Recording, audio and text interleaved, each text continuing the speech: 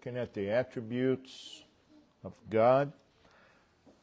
Today we'll be looking at the omnipresence of God.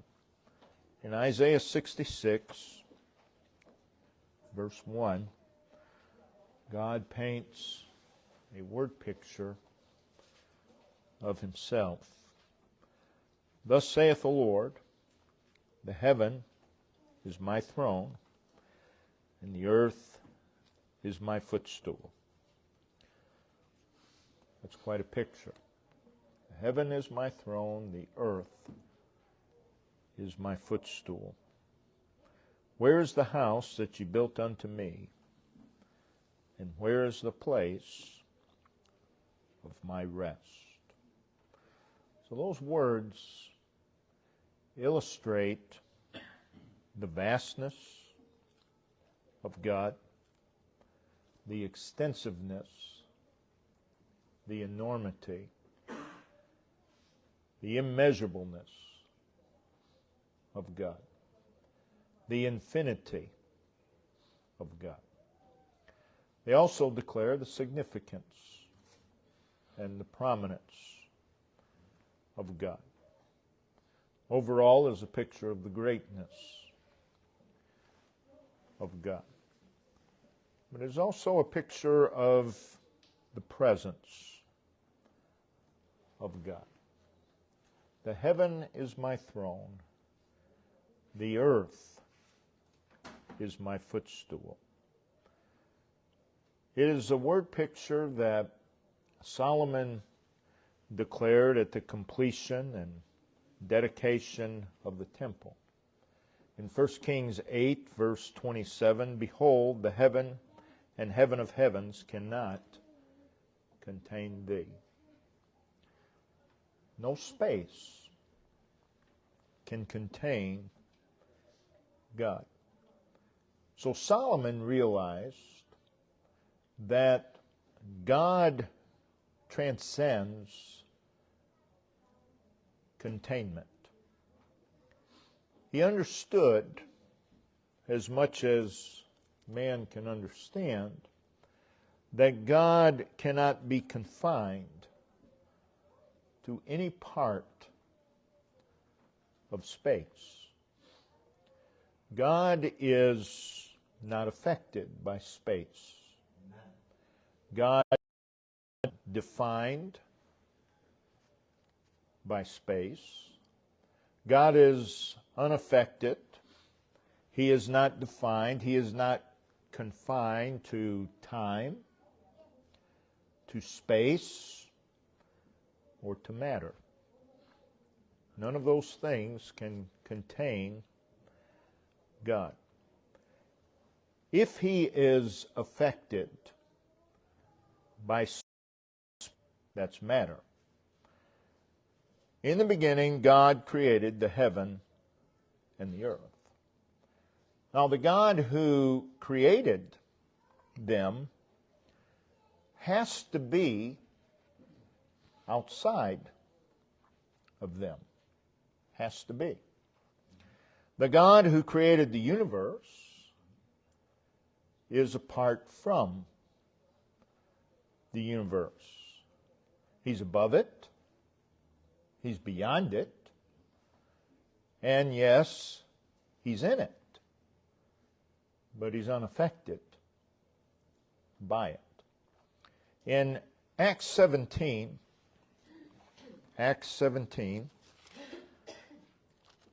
verse 24.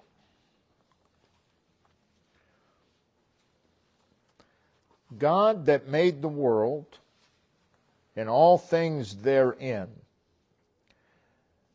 seeing that he is Lord of heaven and earth, dwelleth not in temples made with hands.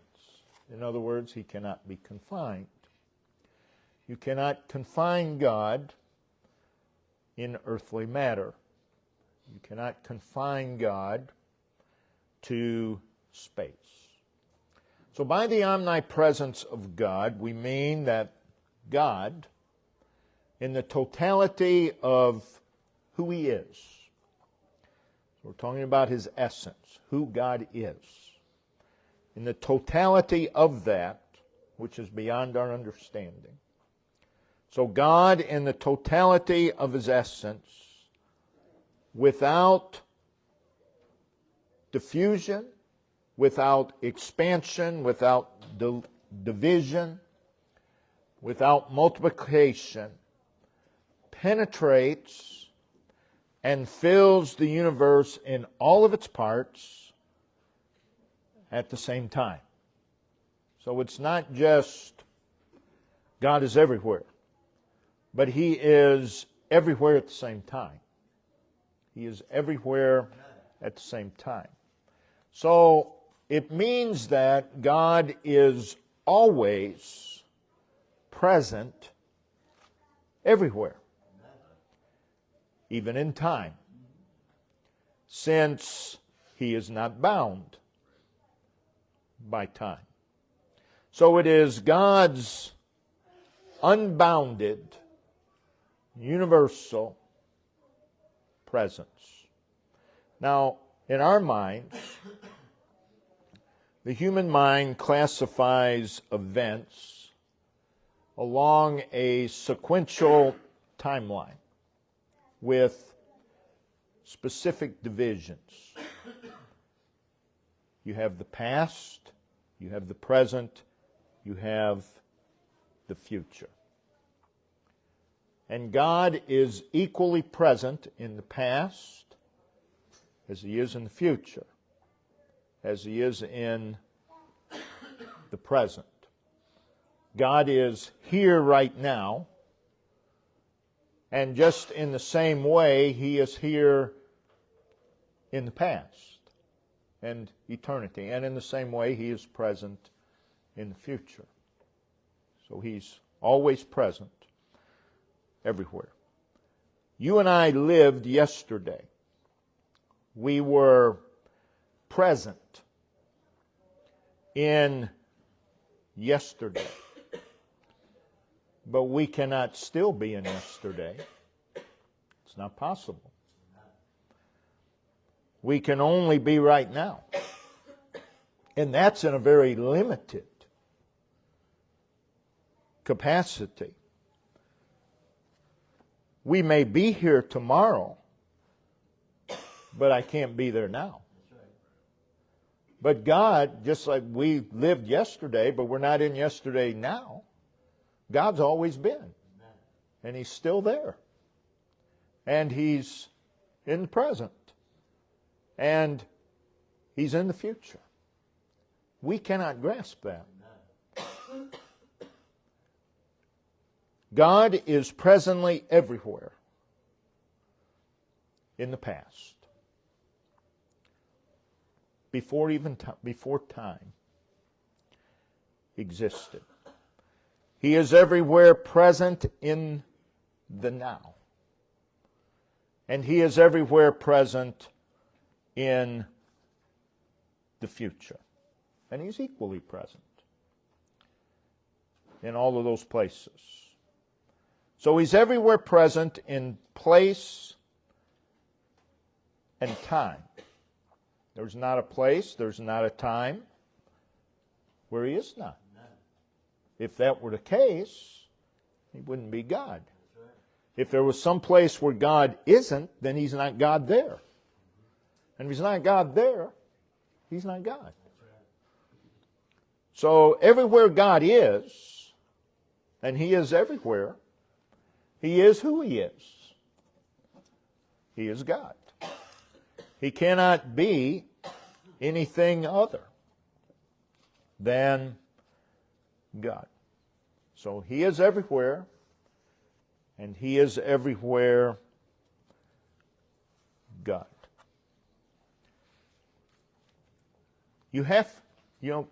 The evolutionist begins with matter. That's where they begin. Well, matter has to be somewhere. You can't have matter without having space. You have to put matter somewhere. It can't be nowhere. has to be somewhere, so it's space. And again, in the beginning, God created the heaven. That's space. And the earth. That's matter. You put matter in the space. And God cannot be contained by any of those. Cannot put God in a box. So God's omnipresence is declared throughout the Scriptures. In Psalm 139, if we turn there, Psalm 139, verses 7 through 10. The psalmist asks, "Whither shall I go from thy spirit? Whither shall I flee from thy presence? If I ascend up in heaven." You could go as high as you could possibly go. Thou art there. And He's there in the past, the present, and the future. He's not just there now, but past, present, future. Thou art there. If I make my bed in hell, behold, thou art there. If I take the wings of the morning and dwell in the uttermost parts of the sea, even there shall thy hand lead me, and thy right hand shall hold me. So he says in verse 8, if I, and then you skip some words, thou art. Doesn't matter where I is, thou art. Thou art. Thou art there. Presently, but He's there presently in the past as well. He's there presently in the future as well. At the same time, past, present, and future, thou art there. In verses 9 and 10, it is, if I, even there. Even there. No matter the time, no matter the place, it is Ezekiel 48:35. The Lord is there. The Lord is there. God's omnipresence is declared in Proverbs chapter 15 and verse 3. Proverbs 15, verse 3. The eyes of the Lord are in every place, beholding the evil and the good. He sees everything. The eyes of the Lord are in every place. So that says more than the fact that God sees everything. It speaks of His omnipresence. The eyes of the Lord are in every place. Some will say, God is omniscient. He is. He knows all things. And they'll say He is omniscient because He's omnipresent. That is a false statement. He is omniscient because He's God. He doesn't have to be everywhere present to know everything. He is everywhere present. But He knows all things because He is God, not because He's omnipresent. In Jeremiah chapter 23, Jeremiah 23, verses 23 and 24. Am I a God at hand, saith the Lord, and not a God afar off? Can any hide himself in secret places that I shall not see him? Can you go somewhere where God isn't? Of course not. He's omnipresent. Do not I fill heaven and earth? Do not I fill heaven and earth? Now that says more than I am in heaven and earth. do not I fill heaven and earth. Each one of us are in this room, but none of us fill the room. It's not possible. God's not only in heaven and earth, do not I fill. There's not a space where He isn't. And you can go beyond that, beyond space. He's there too. Again, our minds cannot grasp. In Acts 17 again, Acts 17, verse 24 again, God that made the world and all things therein, seeing that He is Lord of heaven and earth. He not only fills heaven and earth, He is Lord of heaven and earth. He is God of heaven and earth. Dwelleth not in temples made with hands. And what he's saying there is not that God isn't in the temples made with hands, but cannot be contained in those. Neither is worshipped with man's hands as though He needed anything, seeing He giveth to all life and breath in all things, and hath made of one blood all nations of men to dwell on all the face of the earth, and hath determined the times before appointed and the bounds of their habitation, that they should seek the Lord, if haply they might feel after Him and find Him, though He be not far from every one of us, because He's everywhere. And yet man can't find Him. For in Him we live and move and have our being, as certain also of your own poets have said, for we are also His offspring. God is omnipresent. The omnipresence of God declares the spiritual nature of God. Jesus said in John 4:24, God is a spirit.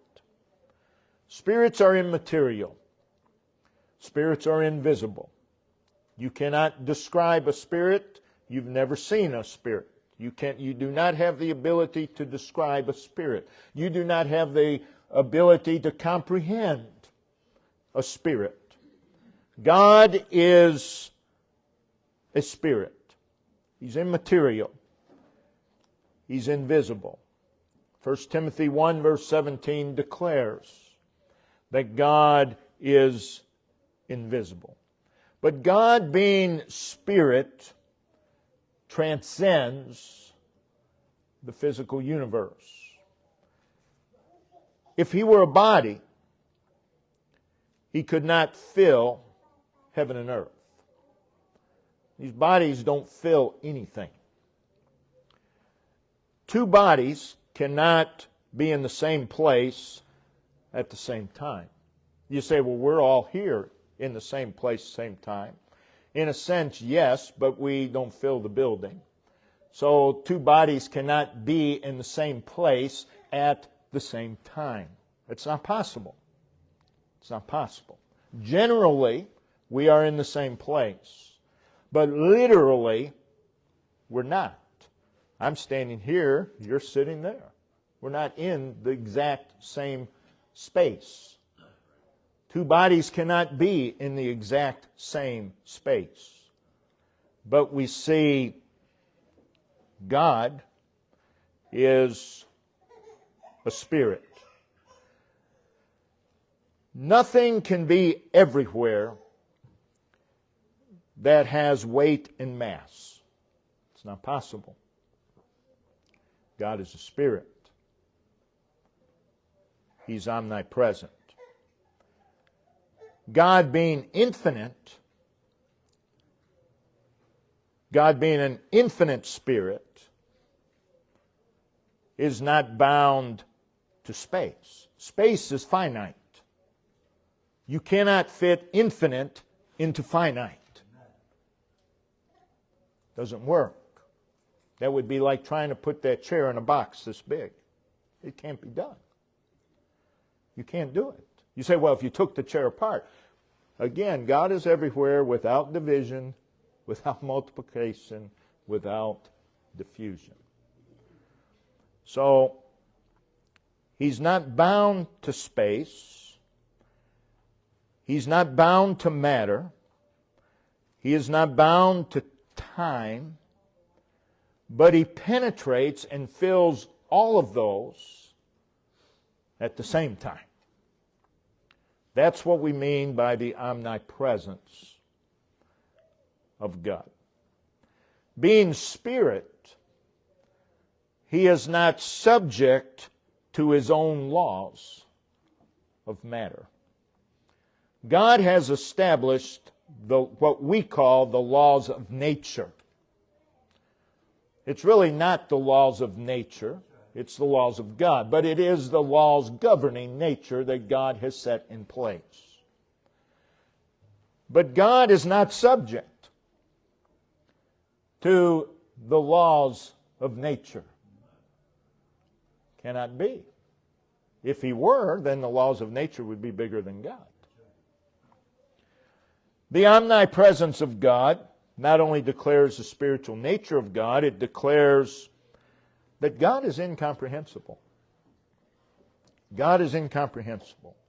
Someone says, I know everything that there is to know about God. That's an ignorant individual. They know nothing.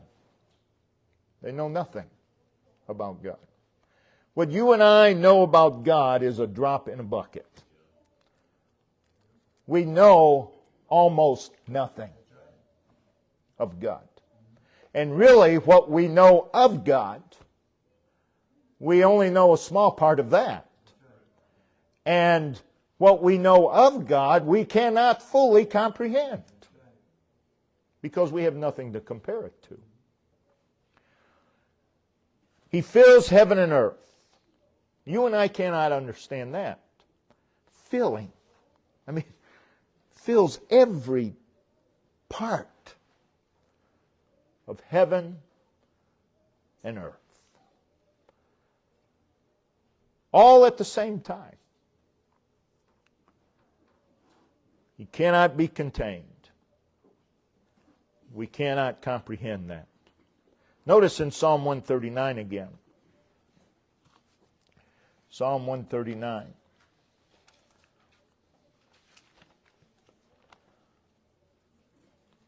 We cannot comprehend. Notice verse 6. He talks about the omnipresence of God. And then he says, such knowledge is too wonderful for me. It is high. I cannot attain unto it. Again, if we could understand fully who God is, He would have to be mighty small. He'd have to be mighty small. Why would you even want a God that you could understand? In Psalm 139, notice also verse 17 and 18. How precious also, again, he's been talking about the omnipresence of God. How precious also are thy thoughts unto me, O God. How great is the sum of them. If, and he can't, if I should count them, they are more in number than the sand. When I awake, I am still with thee. Psalm 145, verse 3. Great is the Lord, and greatly to be praised, and His greatness is unsearchable. Oh, we should search it out, but it's unsearchable. You can never reach the limit. In Romans chapter 11, verses 33 and 34. Romans 11.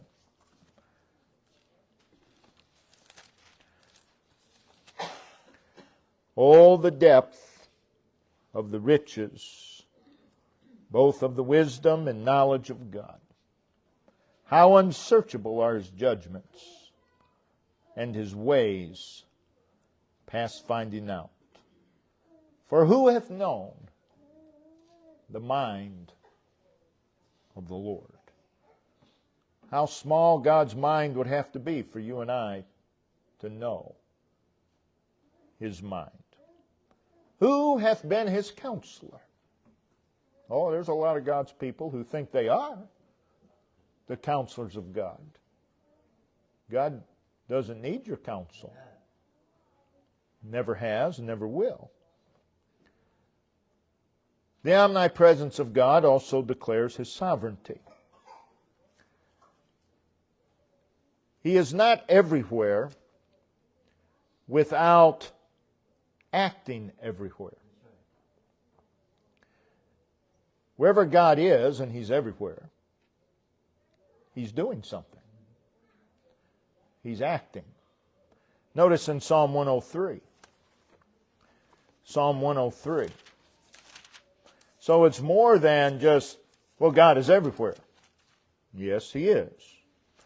But He is everywhere doing what only God can do. And again, that's all at the same time. Psalm 103, verse 19. The Lord hath prepared His throne in the heavens, and His kingdom ruleth over all. His kingdom ruleth over all. So He's not everywhere without purpose everywhere. Wherever God is, and He's everywhere, He has purpose. And He carries out that purpose, according to Daniel chapter 4 and verse 35. He is not everywhere without being, as we've already said, without being who He is. We read in Psalm 90 and verse 2, from everlasting to everlasting, Thou art God. So it's more than God is everywhere from everlasting to everlasting. Yes, He is. But it is from everlasting to everlasting, Thou art God. God is everywhere, and everywhere He is sovereign God. Do you mean that God is present in hell? Yes, He is. And He's sovereign there. There isn't anywhere you can go where God is not. Again, God is infinite. Infinity is bigger than finite. Everything we know is finite. Infinity is always bigger than finite. So God cannot be contained. So God is omnipresent in His essence, which is His being. And He's not just there, but He's also everywhere in His operations as well, or in His work. Since God is infinite, He has to be everywhere. He has to be everywhere. If there's somewhere where He isn't, then He's not infinite. He has to not only be everywhere, He's beyond everywhere. That's what we mean by the omnipresence of God. He is everywhere and in everything, we read in Acts 17, verse 28. Yet, He is distinct from all things. He is everywhere and everything, but He is distinct. He is apart from all things. Again, 1 Kings 8:27, Solomon said, "The heaven and heaven of heavens cannot contain thee." He had a glimpse of the extensiveness of God. However, having said that God is everywhere, He is not everywhere in the same sense. And we'll look at that next week. There are different types of God's presence. In other words, He's not doing the same thing everywhere He is. There's different types of His presence. Let's look to the Lord. Word of prayer. Heavenly Father, again, we thank You, Lord,